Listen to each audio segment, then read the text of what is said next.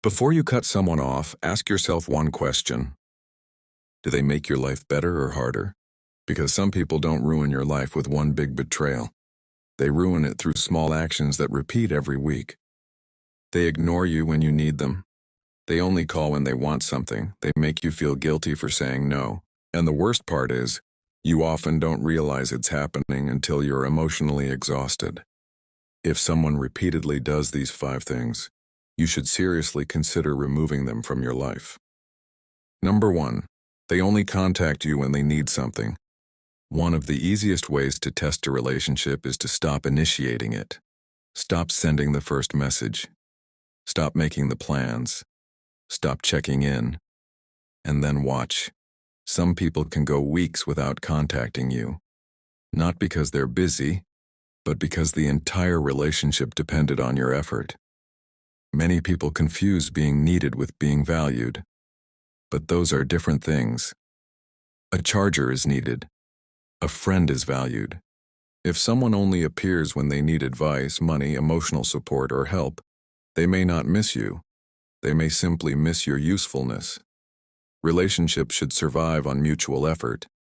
If they collapse the moment you stop trying, that tells you who was carrying them all along. Number 3, they talk badly about everyone. Some people always have an enemy. Every friend betrayed them. Every coworker was jealous. Every ex was toxic. Every family member was unfair.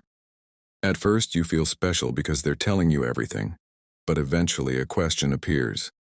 If every person in their life is the problem, what is the common denominator? Pay attention to how people speak about others when those people aren't present, because one day you won't be present either. Gossip often creates false intimacy. It makes you feel close because you're sharing secrets. But trust built on the criticism of others is fragile. A person who constantly tears others down usually does the same thing when you leave the room. Character is not revealed by how people treat you. It's revealed by how they treat people who can offer them nothing. Number 3, they make you feel guilty for saying no. Pay attention to what happens when you tell someone no, because boundaries reveal people's intentions. When you can't lend money, when you cancel plans, when you need time alone, when you refuse a favor, a healthy person may feel disappointed, but they still respect your decision. A manipulative person makes you feel guilty for having one. Suddenly you hear things like, "I would have done it for you. You've changed. I guess I know where I stand now." Notice what they're doing. They are not respecting your boundary. They are punishing it. And over time, this teaches you something dangerous, that saying no makes you a bad person. Eventually, you stop making decisions based on your needs and start making them based on other people's reactions. The people who become angry when you establish boundaries often benefited from you having none. Number 4, they insult you and call it a joke. Some people don't criticize you directly, they hide it inside humor. They'll say, "You're so lazy. No wonder nobody takes you seriously. You always mess things up." And the moment you react, they quickly say, "Relax, it was just a joke." But here's something important. A joke is supposed to make both people laugh. If one person laughs while the other feels embarrassed, hurt, or humiliated, it wasn't humor. It was criticism with an escape route. The phrase, "I was only joking," often becomes protection from accountability. It allows someone to insult you while avoiding responsibility for the damage. Notice where these jokes happen.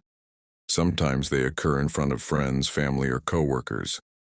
The purpose isn't only humor, it's often status. By making you the target, they make themselves the entertainer.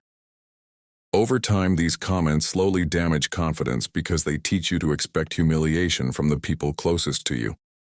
And the most dangerous part is that you begin questioning yourself. Maybe I can't take a joke. Maybe I'm too sensitive. But respect doesn't disappear just because someone is smiling. If someone repeatedly embarrasses you, mocks your insecurities, or makes you the punchline, then the problem isn't your sense of humor. The problem is that they enjoy your discomfort. People who care about you may laugh with you, They should never build closeness by laughing at you. Number 5, they never apologize, they only explain. Everyone makes mistakes. The problem isn't making them. The problem is what happens afterward. Some people never say, "I was wrong." Instead, they say, "You misunderstood me. You're too sensitive. That wasn't my intention. You took it the wrong way."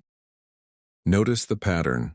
The conversation moves away from their actions and focuses on your reaction. Real accountability sounds uncomfortable.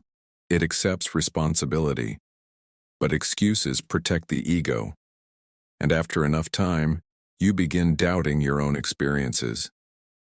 You start asking yourself, maybe I am overreacting. But a sincere apology changes behavior. If the behavior repeats, the apology was only meant to end the conversation, not solve the problem.